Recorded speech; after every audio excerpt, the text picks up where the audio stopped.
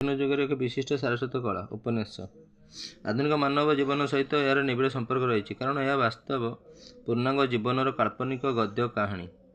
ଉପନ୍ୟାସଟା ବାସ୍ତବ ପୂର୍ଣ୍ଣାଙ୍ଗ ଜୀବନର କାଳ୍ପନିକ ଗଦ୍ୟ କାହାଣୀ।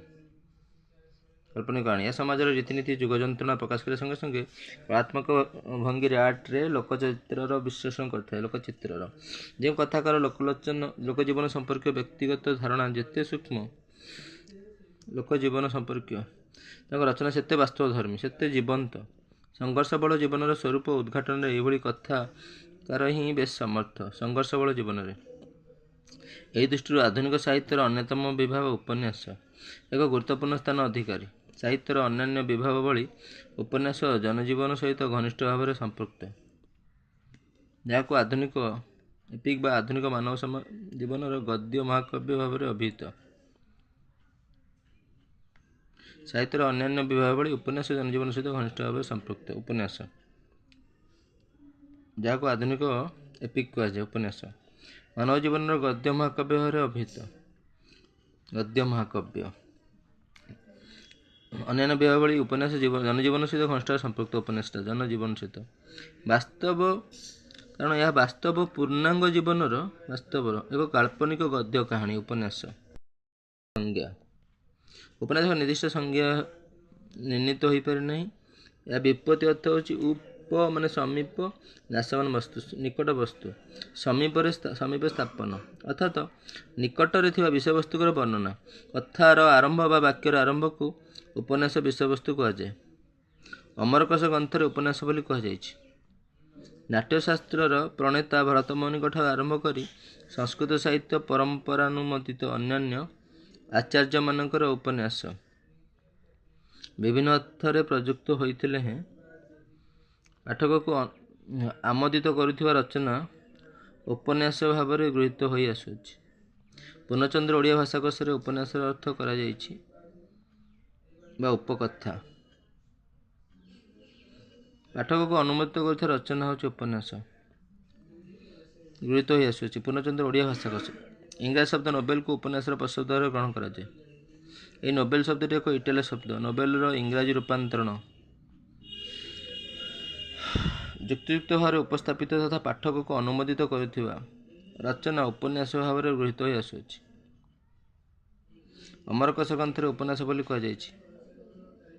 ପୂର୍ଣ୍ଣଚନ୍ଦ୍ର ଓଡ଼ିଆ ଭାଷାକୋଷରେ ଉପନ୍ୟାସର ଅର୍ଥ କରାଯାଇଛି। ଭାଷାକୋଷରେ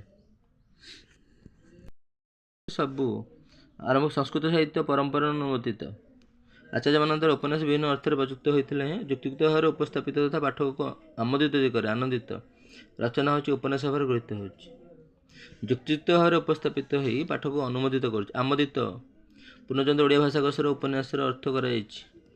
ଇଂରାଜୀ ଶବ୍ଦ ନୋବେଲ, ନୋବେଲ ଅର୍ଥ ହେଉଛି ଉପନ୍ୟାସ ଗ୍ରହଣ କରାଯାଏ। ଏହି ନୋବେଲ ଶବ୍ଦଟି ଗୋଟେ ଇଟାଲୀୟ ଶବ୍ଦ। ନୋବେଲ ଶବ୍ଦଟି ହେଉଛି ଗୋଟେ ଇଟାଲୀୟ ଶବ୍ଦ।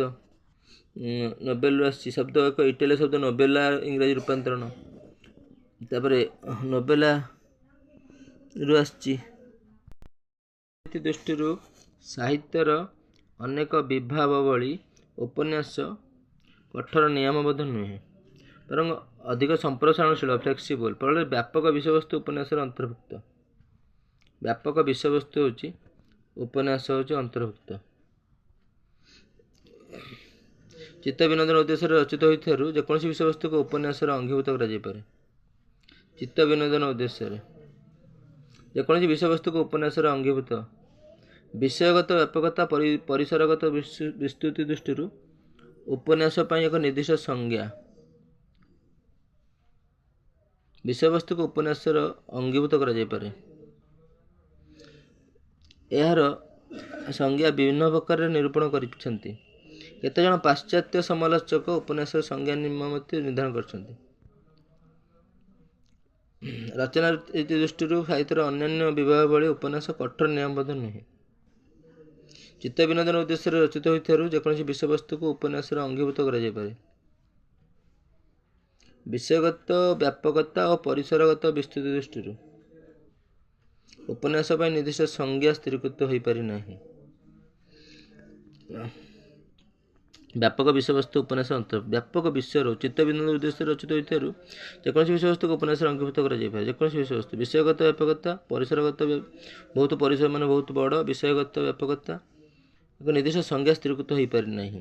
ଏହାର ଉପନିଷଦ ଯେଉଁ ଉପନିଷଦ ବା ନୋବେଲ ଆଲୋଚନା ଏହାର ଭିନ୍ନ ଭିନ୍ନ ପ୍ରକାର ନିରୂପଣ କରିଛନ୍ତି। କେତେକ ପାର୍ଶ୍ୱ ସମାଲୋଚକ ଉପନ୍ୟାସ ସଂଜ୍ଞା ନିମ୍ନମତେ ଦେଇଛନ୍ତି। ଉପନ୍ୟାସ ତ ଅଲଗା ଆଉ ଭିନ୍ନ ଭିନ୍ନ। ଲଙ୍ଗ ପ୍ରୋଜ ଗୋଟେ ଗଦ୍ୟ, ବଡ଼ ଗଦ୍ୟ।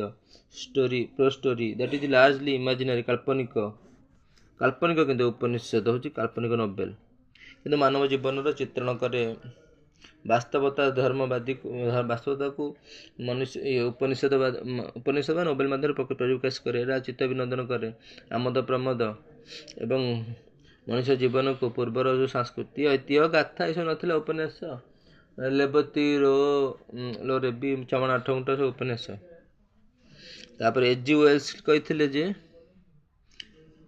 ଉପନ୍ୟାସ ଏପରି ଏକ ସୌଭାଗ୍ୟ ଥାଏ ତା ଭିତରେ ଯେକୌଣସି ବିଷୟ ରଖାଯାଇପାରିବ, ଦ୍ରବ୍ୟ ରଖାଯାଇପାରିବ। ହୁଟନ କହନ୍ତି ଯେ ଉପନ୍ୟାସ ଯଥାର୍ଥ ଏକ କାହାଣୀ ଓ ସୁନ୍ଦର ଚିତ୍ରିତ ଚରିତ୍ର।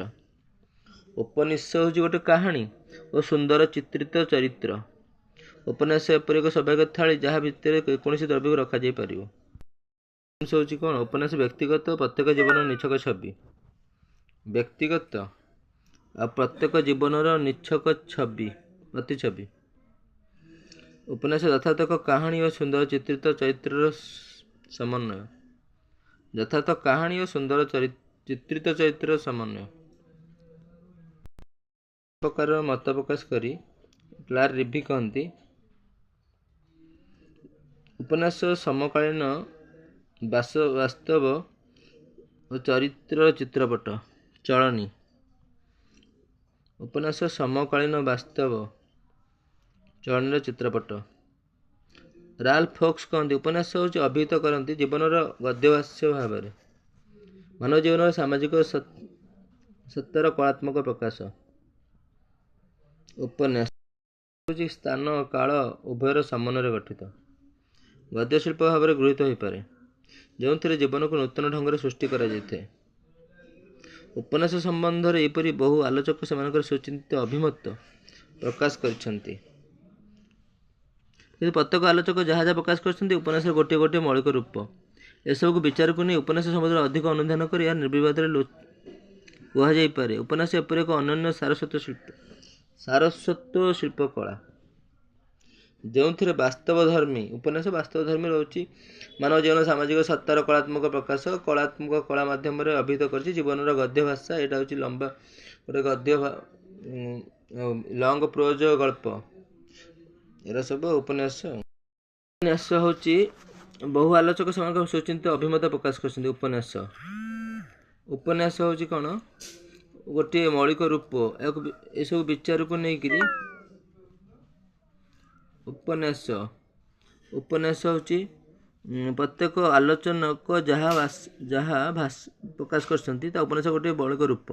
ଏସବୁ ବିଚାରକୁ ନେଇ ଉପନ୍ୟାସ ସମ୍ବନ୍ଧରେ ଅଧିକ ଅନୁଧ୍ୟାନ କରିବା ନିର୍ବିବାଦରେ କୁହାଯାଇପାରେ ଯେ ଉପନ୍ୟାସ ଏପରି ଏକ ଅନନ୍ୟ ସାରସ୍ୱତ ଶିଳ୍ପକଳା ଯେଉଁଥିରେ ବାସ୍ତବଧର୍ମୀ ବର୍ଣ୍ଣନା ହେଇଥିବ, ମାନେ ରିଅଲ କଳ୍ପିତ, ଇଂଲିଶ ବି ଲେଖିପାରିବ, କଳ୍ପିତ କାହାଣୀର ସାହାଯ୍ୟରେ ମାନବ ଜୀବନର ସମଗ୍ର ମୂଲ୍ୟବୋଧକୁ ପ୍ରକାଶ କରାଯାଇପାରେ।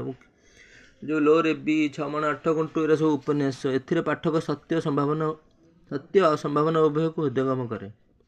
ସମାଜର ଯେଉଁ କୁନୀତି ଏରା ସବୁ ଉପନ୍ୟାସ ମାଧ୍ୟମରେ ପ୍ରକାଶ ପାଏ।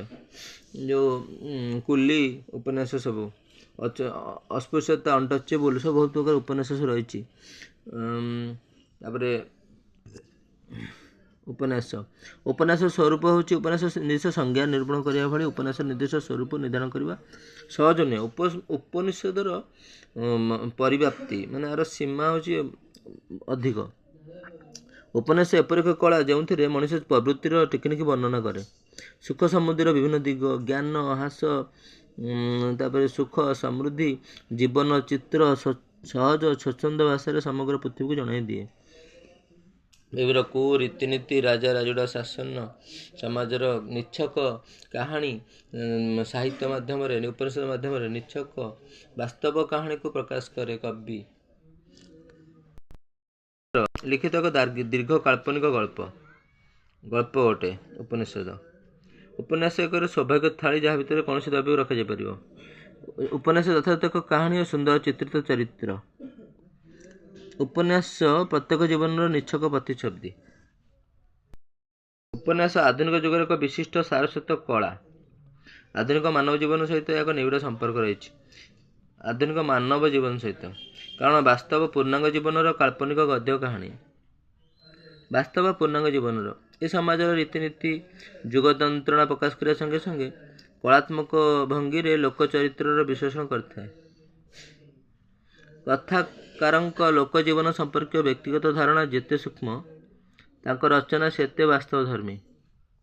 ସଂଘର୍ଷ ବହୁଳ ଜୀବନର ସ୍ୱରୂପ ଉଦ୍ଘାଟନରେ ଏଭଳି କଥାକାର ହିଁ ବେଶ୍ ସମର୍ଥ। ଏହି ଦୃଷ୍ଟିରୁ ଆଧୁନିକ ସାହିତ୍ୟର ଅନ୍ୟତମ ବିଭାବ ଉପନ୍ୟାସ। ସାହିତ୍ୟର ଅନ୍ୟାନ୍ୟ ବିଭାଗ ଭଳି ଉପନ୍ୟାସ ଜନଜୀବନ ସହିତ ଘନିଷ୍ଠ ଭାବରେ ସମ୍ପୃକ୍ତ। ଉପନ୍ୟାସ ବାସ୍ତବ ପୂର୍ଣ୍ଣାଙ୍ଗ ଜୀବନ, ସାମାଜିକ ରୀତିନୀତି ଯୁଗ ଯନ୍ତ୍ରଣା ପ୍ରକାଶ କରିବା ସଙ୍ଗେ କଳାତ୍ମକ ଭଙ୍ଗୀରେ କଳାତ୍ମକ ସବୁ ଲେଖା ଅଟେ। ଲୋକ ଚରିତ୍ର ବିଶ୍ଳେଷଣ, ଚରିତ୍ରର ବିଶ୍ଳେଷଣ, ଲୋକମାନ ଚରିତ୍ର ଯେଉଁ କଥାକାରକ ଲୋକ ଜୀବନ ସମ୍ପର୍କୀୟ ବ୍ୟକ୍ତିଗତ ଧାରଣା ଯେତେ ସୂକ୍ଷ୍ମ, ପୁରା ବ୍ୟକ୍ତିଗତ ଧାରଣା, ତାଙ୍କ ରଚନା ସେତେ ବାସ୍ତବଧର୍ମୀ। ଲୋକ ଚରିତ୍ର ବିଶ୍ଳେଷଣ କରିବା ପୁରା ଲୋକ କଥାକାର ଲୋକ ଜୀବନ ସମ୍ପର୍କୀୟ ବ୍ୟକ୍ତିଗତ ଧାରଣା ଯାହାର ଯେତେ ଅଧିକ, ସମାଜରେ ଧାରଣା, ସଂଘର୍ଷ ବହୁଳ ଜୀବନର ସ୍ୱରୂପ ଉଦ୍ଘାଟନରେ ଏଭଳି କଥାକାର ହିଁ ବେଶ୍ ସମର୍ଥ। ସଂଘର୍ଷ ବହୁଳ ଜୀବନର ସ୍ୱରୂପ ଉଦ୍ଘାଟନରେ ଏହି ଦୃଷ୍ଟିରୁ ଆଧୁନିକ ସାହିତ୍ୟର ଅନ୍ୟତମ ବିଭାଗ ଉପନ୍ୟାସ ଏକ ଗୁରୁତ୍ୱପୂର୍ଣ୍ଣ ସ୍ଥାନ ଅଧିକାରୀ। ସାହିତ୍ୟର ଅନ୍ୟାନ୍ୟ ବିଭାଗ ଭଳି ଉପନ୍ୟାସ ଜନଜୀବନ ସହିତ ଘନିଷ୍ଠ ସମ୍ପୃକ୍ତ। ଅନ୍ୟାନ୍ୟ ବିଭାଗ ଭଳି ଉପନ୍ୟାସ ଜନଜୀବନ ସହିତ ଘନିଷ୍ଠ ସମ୍ପୃକ୍ତ, ଯାହାକୁ ଆଧୁନିକ ଏପିକ୍ ବା ଆଧୁନିକ ମାନବ ଜୀବନର ଗଦ୍ୟ ମହାକାବ୍ୟ ଭାବରେ ଅଭିହିତ କରାଯାଇପାରେ। ଆଧୁନିକ ମାନବ ଜୀବନର ଗଦ୍ୟ ମହାକାବ୍ୟ। ଟିକିନିକି ବର୍ଣ୍ଣନା, ସୁଖ ସମୃଦ୍ଧି, ବିଭିନ୍ନ ଦିଗ, ଜ୍ଞାନ, ହାସ ପରିହାସର ଜୀବନ୍ତ ଚିତ୍ର, ହସ ପରିହାସ ସହଜ ସ୍ୱଚ୍ଛନ୍ଦ ଭାଷାରେ ସମଗ୍ର ପୃଥିବୀକୁ ଜଣାଇ ଦିଏ। ଫଳତଃ ମାନବର ଅନ୍ତରର ସତ୍ୟତା ପ୍ରକାଶ କରିବାରେ ସାହାଯ୍ୟ କରେ। ଅନ୍ତରର ସତ୍ୟତା ପ୍ରକାଶ କରିବାରେ, ସମାଜ ଗଠନ କରିବାରେ ଏହାକୁ ସହାୟକ ହୁଏ। ଉପନ୍ୟାସ ଏପରି ଏକ କଳା ଯେଉଁଥିରେ ମନୁଷ୍ୟର ପ୍ରବୃତ୍ତିର ଟିକିନିକି ବର୍ଣ୍ଣନା, ମନୁଷ୍ୟର ସୁଖ ସମୃଦ୍ଧିର ବିଭିନ୍ନ ଦିଗ, ସୁଖ ସମୃଦ୍ଧି, ଜ୍ଞାନ ଓ ହାସ ପରିହାସର ଜୀବନ୍ତ ଚିତ୍ର ସହଜ ଓ ସ୍ୱଚ୍ଛନ୍ଦ ଭାଷାରେ ସମଗ୍ର ପୃଥିବୀକୁ ଜଣାଇ ଦିଆଯାଏ। ଫଳତଃ ମାନବ ଅନ୍ତରର ସତ୍ୟତା ପ୍ରକାଶ କରିବାରେ, ସମାଜ ଗଠନ କରିବାରେ ଏହା ବହୁ ସହାୟକ ହୋଇଥାଏ। ସ୍ୱଚ୍ଛନ୍ଦ ସହଜ ମନୋଭାବ ପ୍ରତାରତ୍ମା ଗୁଣ ଅଥବା ନୀତିବାଗୀଶ ନୁହେଁ, ବରଂ ଏଥିରେ ଏପରି ଏକ ଉପନ୍ୟାସ ହେଉଛି ନିର୍ଦ୍ଦିଷ୍ଟ ସଂଜ୍ଞା ନିରୂପଣ କଲା ସହିତ ସମାନ। କଳା ଯେଉଁଥିରେ ମନୁଷ୍ୟର ଟିକିନିକି ବର୍ଣ୍ଣନା, ସୁଖ ସମୃଦ୍ଧି, ଜ୍ଞାନ ପରିହାସ, ଜୀବନ୍ତ ଚିତ୍ର ସହଜ ସ୍ୱଚ୍ଛନ୍ଦ ଭାଷାରେ ସମଗ୍ର ପୃଥିବୀକୁ ଜଣାଇ ଦିଏ। ନୋବେଲ ତାକୁ କୁହାଯାଏ। ମନୋରଞ୍ଜନ, ତର୍କ ବିତର୍କ, ତାପରେ ହସ, ଜ୍ଞାନ ଓ ହସ ପରିହାସ, ଆନନ୍ଦ ବିଷାଦ, ବାଧା ସୃଷ୍ଟିକାରୀ ନୀତିରେ ବର୍ଣ୍ଣନା ଉପନ୍ୟାସ ବର୍ଜନ କରେ।